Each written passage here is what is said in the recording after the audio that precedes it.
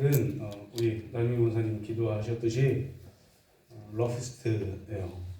2+1이 우리 배우자들뿐 아니라 가장 소중한 분들을 초청하는 그런 자리입니다. 제가 처음 뵈신 분이 한 분 오셨어요.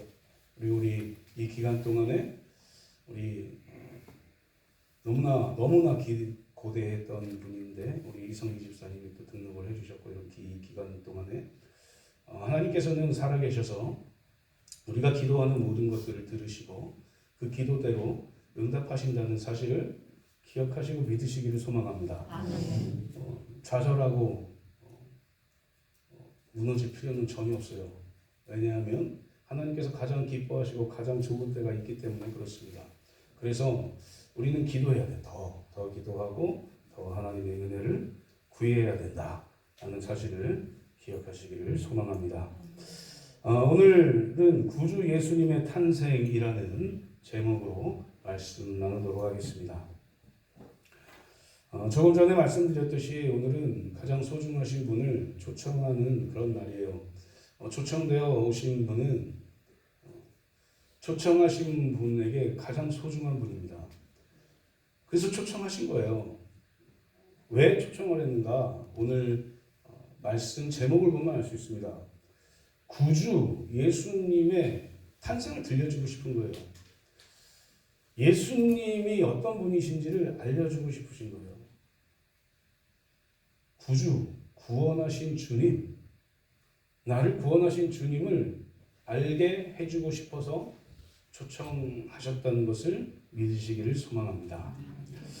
우리의 삶에서 아이가 태어나기를 소망하는 기대는 어느 가정에나 있습니다. 아이가 태어나는 것을 싫어하는 가정은 제가 보긴 했습니다. 거의 없습니다. 그래서 태몽 얘기도 많이 하고 아이가 어떻다 이런 얘기도 하고 아이가 어떻게 생겼으면 좋겠다 라는 얘기도 하고 그런 얘기들을 많이 합니다. 너무나 기쁜 소식인 거죠. 너무나 기쁜 마음으로 그런 이야기들을 해요. 그러나 나사렛 동네의 마리아를 통해서 예수님의 잉태와 탄생은 우리가 생각하는 것만큼 그렇게 좋은 환경은 아니었어요. 불안함과 초조함이 고 마리아가 예수 그리스도를 잉태했던 그때에 있었습니다. 제가 말씀드리는 이 불안과 초조는 예수 그리스도를 잉태한 것에 대한 불안과 초조함이 아니었어요. 예수 그리스도를 마리아가 잉태하게 된 이유 때문에 어떠한 사건들이 벌어졌기 때문에 그렇습니다. 이 당시에 결혼 풍습은 약혼을 하고 그 다음에 1년 후에 결혼을 합니다. 결혼식을 합니다. 그렇게 결혼이 이루어지는 거예요. 지금 요셉과 이 마리아는 약혼을 한 상태예요. 그러니까 이 약혼한 1년간에는 우리가 흔히 말하는 부부관계를 할 수가 없는 거예요. 이 1년 기간에 마리아가 잉태가 됐어요. 우리는 알죠. 예수 그리스도를 믿는 그리스도인들은 성령으로 잉태되었다는 사실을 알죠. 하나님의 강권적인 것으로 처녀가 잉태하여 아이를 낳으리니 라고 예언한 그대로 가장 순결하고 가장 아름답고 이 처녀 중에 가장 하나님의 보시기 아주 최고로 좋은 마리아를 통해서 예수 그리스도가 탄생하게 하셨다는 얘기예요.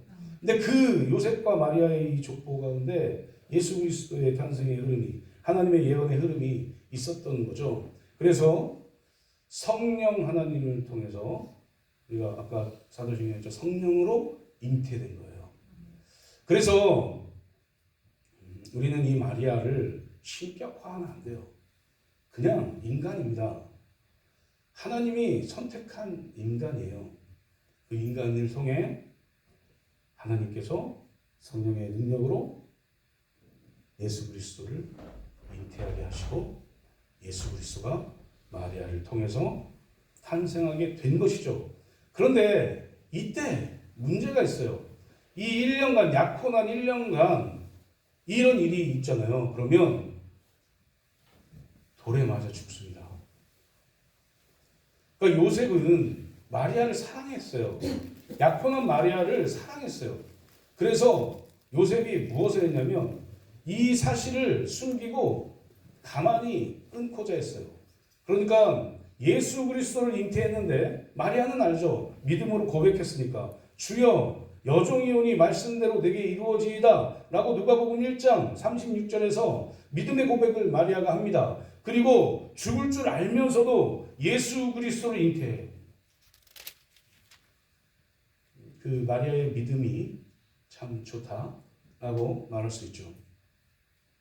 그 잉태한 후에 얼마나 불안하고 초조하고 얼마나 괴롭고 그랬겠습니까? 내가 이게 밝혀지면 나뿐 아니라 요셉도 다치게 되고 이런 생각은 많이 했을 거예요. 그러나 중요한 것은 하나님이 말씀하신 그대로 너무나 고귀한 잉태를 한 거잖아요. 너무나 고귀한 이 임신을 한 거잖아요. 그러니까 그 믿음으로 마리아가 살았어요. 엘리사벳이 누군지 아시죠? 세례 요한의 엄마예요. 그러니까 이 마리아가 이모인 거죠. 그래서 마리아 이 세례 요한과 예수님이 사촌지간이요, 이중사촌. 어쨌든 엘리사벳 집에 가서 있기도 하고 이렇게 하면서 예수 그리스도를 잉태하고 예수 그리스도가 탄생하게 된 것입니다. 죽음을 앞에 두고도 이 고귀한 이 일을 마리아가 그리고 요셉이 믿음으로 해낸 것이죠. 그렇기 때문에 예수 그리스도께서 하나님이 예언하신 그대로 탄생할 수 있었던 것입니다. 제가 지금 이렇게 말씀드리지만 마리아가 요셉을 숭상하고 이런 게 아니에요. 그만큼 믿음을 가지고 있었다는 얘기죠. 하나님이 나를 통해서 하실 일을 믿고 그대로 행했던 사람들이 이 마리아와 요셉이었다라는 사실을 말씀드리고 싶은 거예요. 예수 그리스도께서는 하나님이 예언하시고 말씀하신 그대로 제가 아까 중고등부에서 설교했지만 예수 그리스도께서 탄생하시기 700년 전에 예언된 이사야와 미가의 예언대로 예수님이 이 땅에 오셨어요. 그러니까 하나님이 말씀하신 그대로 예수님이 이 땅에 탄생하신 것이죠. 예수님이 잉태된 곳은 다른 곳이지만 예수님께서는 베들레헴이라는 곳에서 아까 우리가 교동문 읽었듯이 미가 5장 2절 말씀에 베들레헴에서 탄생하겠다고 예언했기 때문에 베들레헴 그곳에서 마국간 구유에서 예수님이 탄생하신 것이죠. 낮아진 그 모습으로 탄생을 하십니다. 그리고 목자들에게 오늘 말씀에서 목자들에게 천사가 나타나서 뭐라고 얘기해요? 주의 사자가 곁에 서고 주의 영광이 그들을 두루비치며 크게 무서워하는지라 얘기하면서 오늘 본문 이야기를 쫙 하는 거예요. 목자들은 주의 사자가 나타났을 때 두려웠어요. 그러나 주의 사자가 이야기했을 때 아 그렇구나 하고 가서 아기 예수께 경배했습니다. 그 이유가 쭉 나오게 되는 겁니다. 동방박사들이 별을 보고 찾아와 예수 그리스도를 찾아서 왔어요. 이 동방박사들도 별 보고 왔지만 예수 그리스도의 탄생을 그 예언을 알았던 거죠. 그래서 왔어요. 이 동방박사들은 왕궁으로 갔습니다. 왕궁으로. 왕이니까 메시아니까 고귀한 곳에서 태어나겠지 생각하고 왕궁으로 왔어요. 그런데 이 헤롯이 이 왕궁에 갔더니 왕궁에 예수 그리스도가 탄생하지 않았어요. 그곳에 없었어요. 이 헤롯이 대제사장과 서기관들에게 물어보고 메시아가 어디서 태어날 것 같냐 물어보니까 구약에 이렇게 얘기합니다 라고 얘기하면서 미가 5장 2절 얘기를 하면서 베들레헴입니다 라고 얘기를 하죠. 그래서 그때 이 헤롯 왕이 무슨 일을 하냐면 2살 이하의 어린아이들을 다 죽이라는 명령을 합니다. 그래서 피해가는 거예요. 피하고 그렇게 해서 우여곡절 끝에 탄생한 곳이 이 베들레헴의 마곡간이에요. 예수님은 그런 죽음의 역경과 이런 모든 것들 가운데에서 탄생하셨어요. 그 탄생하신 예수 그리스도께서 왜 이 땅에 오셨을까요? 왜 이 땅에 낮고 낮은 자리로 오셨을까요? 예수님은 과연 어떤 분이실까요? 예수 그리스도를 믿는 사람들은 압니다. 예수 그리스도는 우리를 구원하신 구주시다 라는 것을 알죠. 그러나 오늘 초청되어 오신 우리 소중하신 분들은 모르실 거예요. 왜 저런 얘기하지? 힘드네, 귀찮네. 저 양해 좀 부탁드립니다. 조금만 들어보세요. 마음을 가다듬고 조금만 들어보십시오. 예수 그리스도께서 그렇게 교회 나가는 사람들이 예수님 얘기하는데 과연 예수님은 어떤 분이신지 한번 들어보시면 좋을 것 같습니다. 잠시고 들어보시기를 바랍니다. 그렇다면 우리를 위해 이 땅에 오신 예수님은 어떤 분일까? 오늘 말씀을 통해서 한번 살펴볼게요. 첫 번째로 예수님은 큰 기쁨의 좋은 소식입니다. 예수님은 이 땅에 큰 기쁨의 좋은 소식으로 오신 하나님의 아들이에요. 예수님을 만나는 것이 큰 기쁨의 사건입니다. 예수님을 만나는 것이. 예수님을 영접하고 믿게 되는 것이 좋은 소식이에요. 내가 과거에, 우리 성도님들은 그렇죠. 내가 과거에 예수님을 만나고 예수님을 영접한 것, 그것이 바로 좋은 큰 기쁨의 소식이라는 겁니다. 만약에 우리가 예수님을 만나지 못하고 그냥 그리스도인으로 살지 않았다면 우리는 과연 지금 어떻게 살고 있을까요? 저는 제가 어떻게 살 것 같다는 생각이 드는데 궁금하시면 오십시오. 1대1로 말씀드릴게요. 과연 예수님을 만나지 못했으면 우리는 과연 어떻게 살고 있었을까 지금? 울산법대 이정은 교수라는 분이 계셨는데 이분이 간증을 하는 게 불교에 심취하고 불교대학을 나오고 또 군승이 되고 이제 우리 군목처럼 군승이 되고 또 승려가 되고 이렇게 불교에 아주 몰입했던 이 사람인데 이제 개종을 한 거죠. 인생의 모든 것에서 이 불교는 대답을 찾아주지 않는다라는 얘기예요. 불교를 통해서 인생의 어떤 답을 찾을 수가 없다라고 얘기합니다. 이 사람이 어떤 사람이라고요? 승려가 됐던 사람.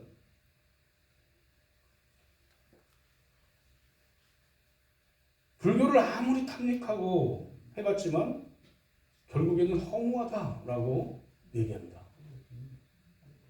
불교에 몰입해보고 심취해봤지만 그러면 그럴수록 마음의 허무함이 가득 찼대요.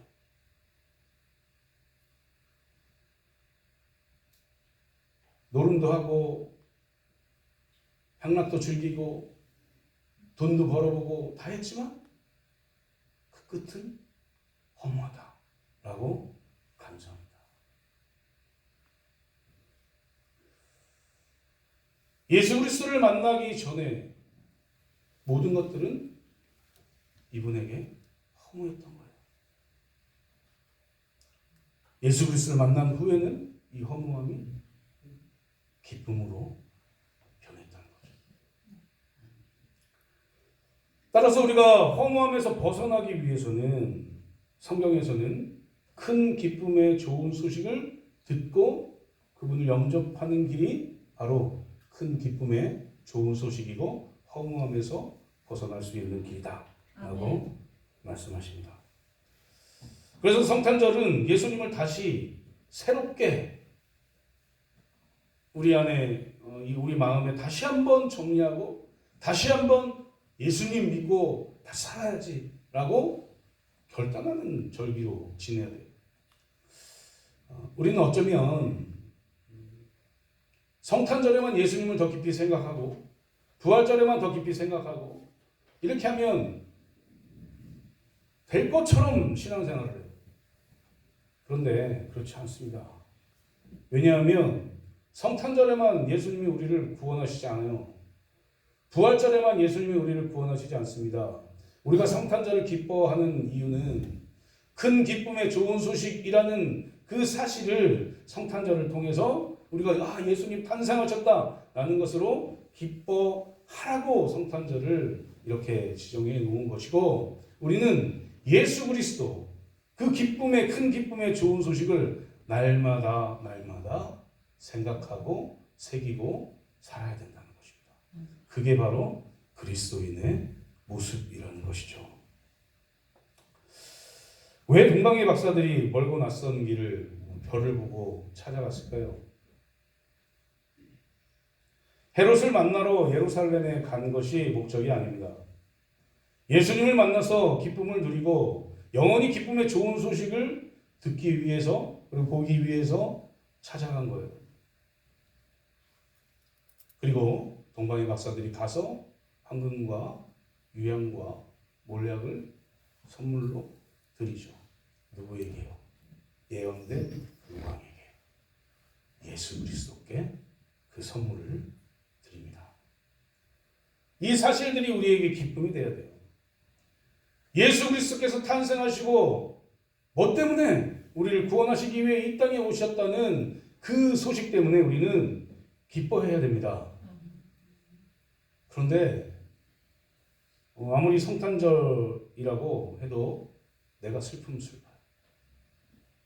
그죠? 인간의 모습은 그렇잖아요. 내가 슬프면 슬픈 거예요. 내가 아프면 아픈 겁니다. 내가 괴로우면 괴로운 거예요. 내가 쓸쓸하고 내가 고독하면 외로운 거예요. 성탄절이 기쁘다고 이야기하지만 인간의 입장에서는 그런 거죠. 그런데 우리가 알아야 될 건 뭐냐? 인간 세상의 기쁨과 즐거움은 일순간의 안개처럼 사라져버릴 것이에요. 이정훈 교수님이 이야기한 것처럼 허무하고 헛된 거예요. 아무리 좋은 차를 사고 아무리 좋은 집을 사고 아무리 돈을 많이 벌어도 부부가 결혼을 해서 다이아몬드 반지를 받아도 결혼 생활이 너무 사랑하는 사람과 결혼을 해서 너무 기뻐도 몇 년 갑니다. 결혼하고 내 남편 너무 멋있어. 그럼 몇 년 가요?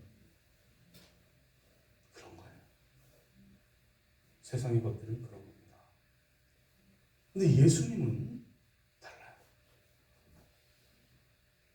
오늘 예수님께서 나를 위해 이 땅에 오셨다라는 것, 그 기쁨을 가지고 너무 기쁩니다. 너무 감사합니다라고 그렇게 이야기해도 내일 되면 또 예수님 너무 기쁘고 너무 감사합니다라고 고백할 수 없는 분이 바로 예수님이에요.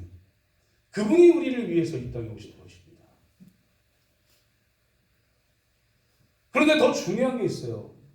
왜 예수님이 탄생하신 이 소식이 우리에게 큰 기쁨의 좋은 소식일까? 왜일까요? 왜? 그냥 그렇다고 하니까 그런 겁니까? 예수님이 아니면 해결할 수 없는 문제가 있기 때문에 그래요. 인간은 그렇습니다. 인간이 가장 해결하고 싶은 게 있어요. 그게 뭐냐? 죽음의 문제예요. 생명의 문제입니다. 오래 살고 싶으시죠? 나는 오래 안 살고 싶다. 없으시죠? 오래 살고 싶어요. 사람들은 다. 오래 살고 싶어하고 건강하게 살고 싶어하고 불로장생하고 싶어하고 그래서 진시황도 불로장생하려고 그러다가 많이 못 살고 죽잖아요. 그런데 이 죄의 문제와 죽음의 문제를 해결할 수 있는 분이 바로 예수 그리스도예요. 아멘.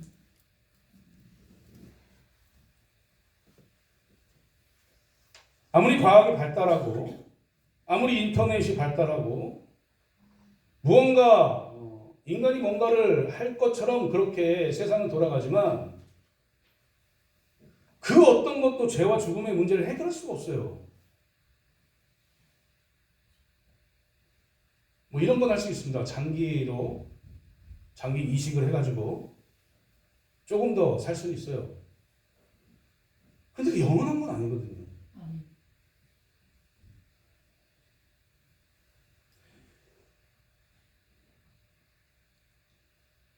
이 죄와 죽음의 문제를 해결할 수 있는 방법은 오직 예수 그리스도밖에 없다. 그래서 이 동방의 박사들과 목자들과 예수 그리스도의 탄생을 경배하는 모든 사람들이 죄와 죽음의 문제에서 우리를 구원하실 그 예수 그리스도를 이미 구약에서 예언하였기 때문에 경배하는 거예요. 찾아가는 거예요. 이게 큰 기쁨의 좋은 소식이라고 말하는 겁니다. 예수님께서는 요한복음 14장 6절 말씀에서 내가 곧 길이요 진리요 생명이니 나로 말미암지 않고는 아버지께로 올 자가 없느니라 라고 말씀하셨어요. 내가 곧 길이래요. 진리래요. 그리고 생명이래요. 여기서 말씀하신 생명은 그냥 잠깐 생명이 연장되는 게 아닙니다. 영원한 생명이에요. 영원히 사는 것을 해결하실 분이 바로 예수 그리스도다라는 사실을 요한복음 14장 6절에서 말하고 있는 거죠. 그래서 이것을 깨닫고 믿고 영접하는 것이 복음이고 큰 기쁨의 좋은 소식인 겁니다. 아멘.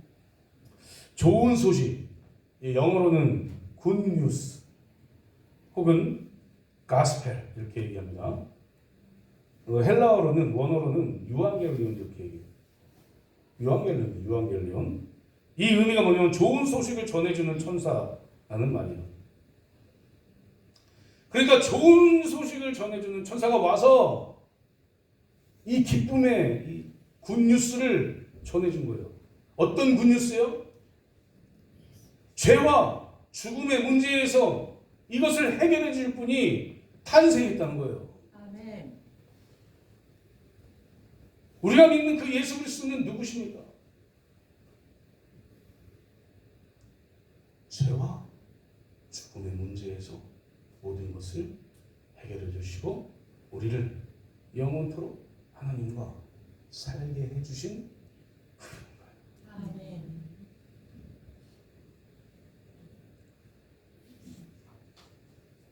사랑하는 성도님들, 이 강원도의 화재가 지금 제가 오기 전에 한번 19년도인가요?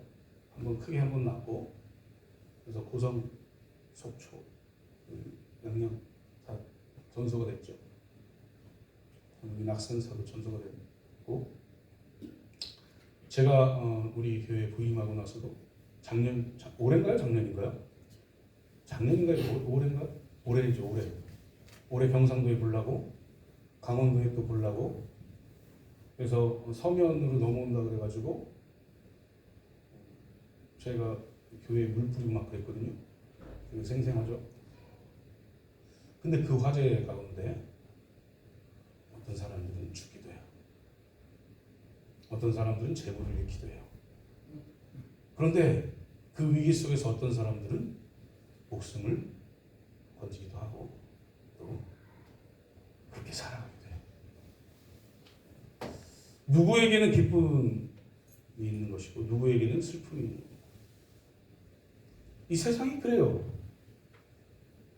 그러면 이 세상을 어떻게 우리가 생각하고 해석하면서 살아야 될까? 페르시아 침공 앞에서 무참히 무너진 그리고 점령당하고 말 것 같은 그리스가 있었어요. 그런데 이 전쟁을 버티고 이겼습니다. 주전 490년에 전쟁의 승리의 기쁜 소식을 전하기 위해서 42km가 넘는 거리에서 달려온 사람이 있었어요. 그 사람이 누구냐? 필리피데스라는 그리스 병사예요. 이긴 좋은 소식을 전하기 위해서 자기 민족에게 전하기 위해서 40여 킬로를 힘을 다해서 달려왔어요. 그리고 지치고 지쳐서 쓰러지면서 뭐라고 얘기했냐면 우리가 이겼다 아테네 시민이여 기뻐하라 이렇게 소리쳤습니다. 그런데 이 필리피데스는 그래서 죽었어요. 어쩌면 필리피데스와 그 가족들은 가장 슬픈 소식입니다. 그런데 이 그리스에게는 가장 기쁜 소식입니다.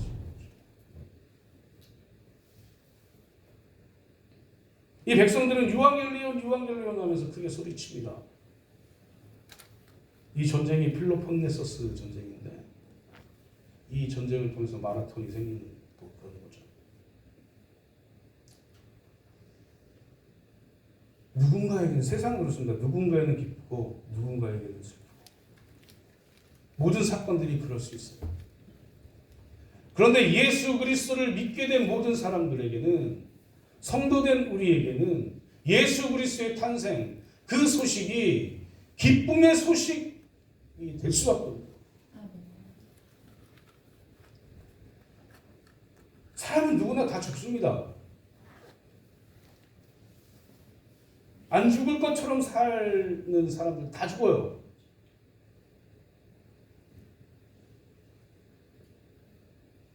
여기 계신 우리 성도님들도 죄송하지만 죽습니다. 죽음 이후의 삶이 있는 거죠. 이 죽음 이후의 삶을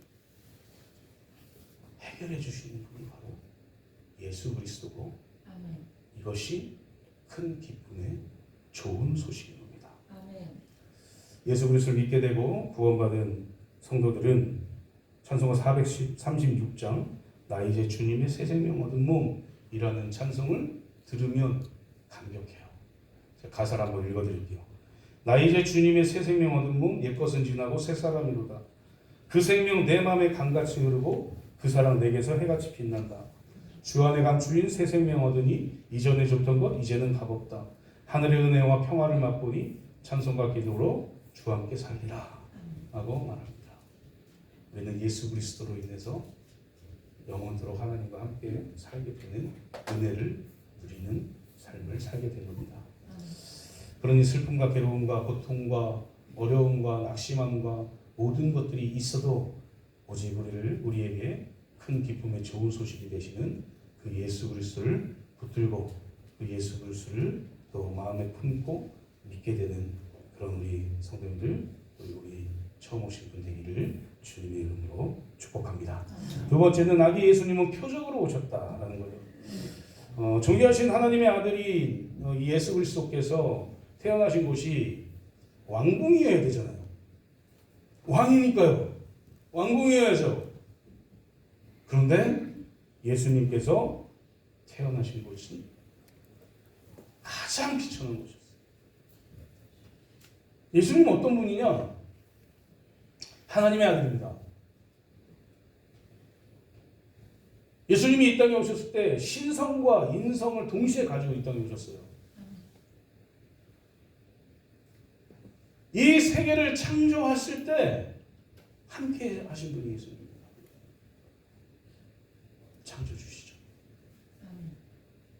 그분이 이 땅에 인간의 죄의 문제를 해결하기 위해서 인간의 몸을 입고 가장 비참하게 비천한 모습으로 태어나셨다.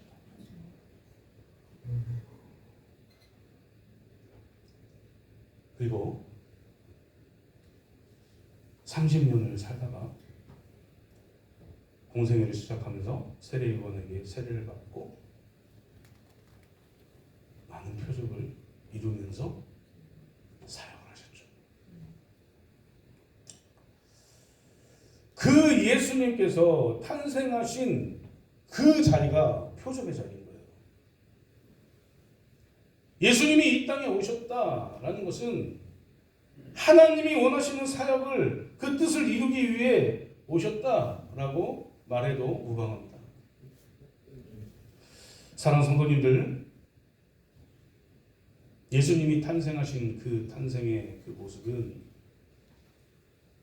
결국에 나중에는 표적을 이루시는 모습으로 예수님이 행하시는 그런 모습인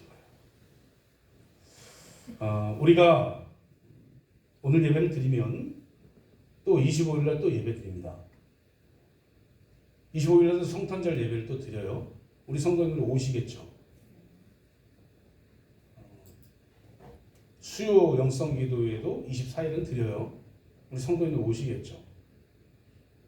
아무도 뭐 오신다는 얘기를 안 하시니까 계속 할 거예요. 31일 날 송구영신 예배 오시겠죠? 오셔야죠. 우리가 왜 옵니까? 왜 교회 오죠? 예수 그리스도 만나러 오는 거예요. 어떤 예수 그리스도요? 우리에게 표적으로 오신 그 예수 그리스도. 내가 뭔데? 저는 그렇습니다. 제가 서울 태생이거든요. 안 믿겨도 그냥 믿으세요. 서울 태생인데 서울에서도 가장 병들이 태생이에요. 저 안양 옆에 시흥동에서 태어났어요. 제 얘기를 잠깐 할게요. 죄송합니다. 아내는 좀 제가 뭔가 어렸을 때 얘기를 하면 이해를 못해요. 어떻게 그때 당시에 그럴 수 있냐고. 제가 이제 얘기가 되는 나이대가 60대 정도. 우리 동네가 그런 동네예요. 산골이었습니다. 그런데 그런 나를 구원하셨다. 이런 생각을 하면 놀랍다. 그런 나를 목사를 하게 하셨다. 이거 놀랍다. 라고 생각이 들어요. 제가 교회에 나오는 거, 제가 목사가 된 거, 다 예수 그리스도의 표적이죠. 예수님은 그렇게 이 땅에 오신 거예요. 그리고 우리 성도님들을 예수 그리스도 믿게 하고 구원하신 겁니다. 그리고 예배 때마다 나와서 예배 드릴 수 있게 만들어 주신 거예요. 이게 바로 예수 그리스도의 탄생의 표적인 거죠. 사랑하는 성도님들, 우리가 예수 그리스도를 믿고 신앙생활 하는 것에 감사하십시오. 어쩌면 우리는 예수 그리스도를 믿는다고 하면서도 예수 그리스도를 믿는 사람처럼 살지 않을 때도 있습니다. 그러나 중요한 것은 예수님은 우리를 구원하시기 위해 그 표적의 모습으로 이 땅에 오셨다는 사실인 거죠. 그래서 그 예수 그리스도를 날마다 붙들고 얼마 남지 않은 12월 정말 예수 그리스도 생각하면서 온전히 살아가시는 저 성도님들 되시기를 주님의 이름으로 축복합니다. 마지막 세 번째는 예수님은 평화의 왕으로 오셨다. 천사가 말하고 있던 그때 수많은 천군 천사가 함께 큰 소리로 뭐라고 외치냐면 지극히 높은 곳에서는 하나님께 영광이요 땅에서는 하나님이 기뻐하신 사람들 중에 평화로다 이렇게 외칩니다. 그런데 이 영광이 어떤 영광이고 이 평화가 누구에서 비롯되는 것일까? 하나님으로부터 비롯된 평화예요. 예수 그리스도를 통해서 나타나는 평화입니다. 예수님은 평화의 왕으로 오셨어요. 예수님은 겸손의 왕으로 오셨습니다. 겸손하게 이 땅에 최고로 낮아지셔서 피조물들에게 고통당하고 고난당하기 위해서 이 땅에 오셨다고요. 그리고 우리에게 평화를 주셨어요. 예수 그리스도를 믿게 되면 우리의 삶이 평안한 삶이 되는 거예요. 평화로운 삶이 되는 것입니다. 세상 아무리 우리가 열심히 살고 아무리 우리가 무언가를 취득하고 무언가를 해도 결국에 남는 건 허무함입니다. 허무함. 나는 완전히 만족한다. 나는 세상에 살면서 완전히 만족한다. 라고 말하는 부유한 사람들이 거의 없다니까요. 돈을 벌면 벌수록 너무 허무해져서 더 벌고 싶은 거예요. 공부하면 공부할수록 모르는 것들이 너무 많아져서 더 공부하는 거예요. 허무하니까요.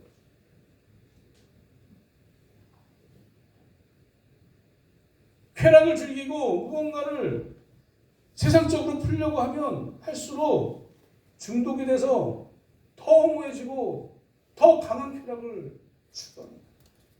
그런데 예수님께서는 예수 그리스도 한 분만으로도 우리에게 평안을 주십니다. 아멘. 그분이 이 땅에 오신 거예요.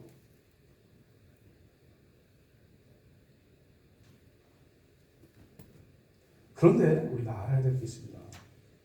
예수님은 모든 사람에게 평안을 주시는 분이 아니다. 아멘. 읽어보십시오, 성경을. 지극히 높은 곳에서는 하나님께 영광이요, 땅에서는 하나님이 기뻐하신 사람들 중에 평안으로. 하나님이 기뻐하신 사람들 누구냐? 하나님이 선택하시고 구원한 우리 그리스도인입니다. 아멘. 우리에게 평화가 되시고 아멘. 우리에게 평화가 되시기 위해서 오신 분입니다. 아멘. 그러니 우리에게 평화를 주시는 그 예수 그리스도를 온전히 붙들고 평안한 삶 가운데 살아가시는 저와 성도님들 되시기를 주님의 이름으로 축복합니다.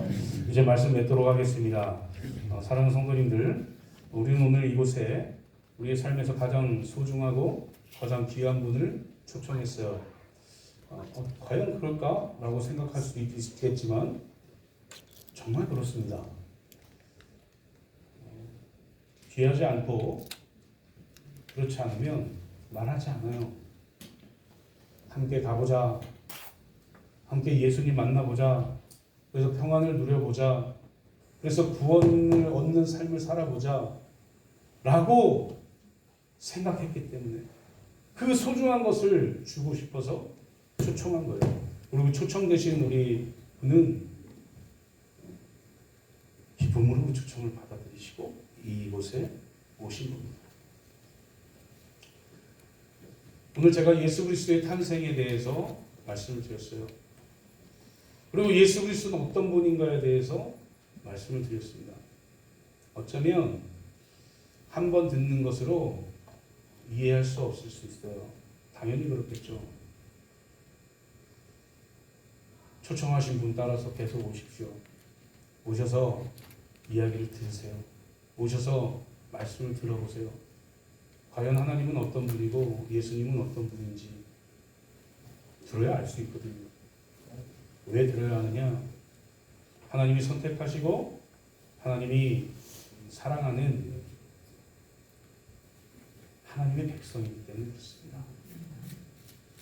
기쁘게 생각하시고 계속해서 교회에 출석하셔서